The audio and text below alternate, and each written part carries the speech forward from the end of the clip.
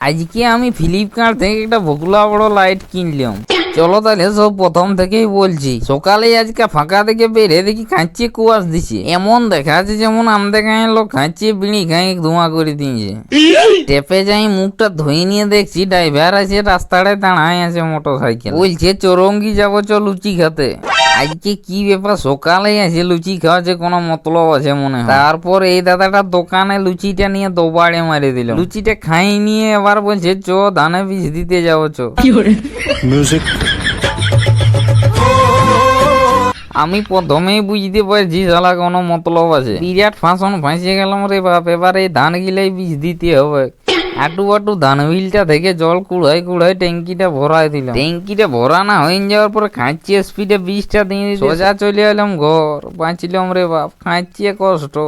একটু বসে থাকতেই তখন দেখছি ফ্লিপকার্ট থেকে একটা দাদা এলে বলছে তোর পার্সেল আছে। আটু পাটু যাইনি দেখছি চুনাদা আগে এসে দাঁড়ায় আছে।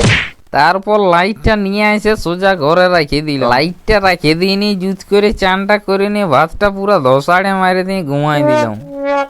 ঘুমাই উঠে নিয়ে মুখটা একটু বাটে সাবান নিয়ে আমার হায়াবুসাটা নিয়ে বেরিয়ে দিলাম আমি আর মুন্না হাতি দেখতে। অনেকক্ষণ ঘোরার পরে হাতি দেখতে না পাই সোজা চলে এলাম তপন দা। এইখানে আসার পর ডিমের চপ একটা খাই নিয়ে ভিডিওটা শেষ করে দিলাম। এরকম চাংড়া ফাটা ভিডিও দেখতে হলো ফলো করো।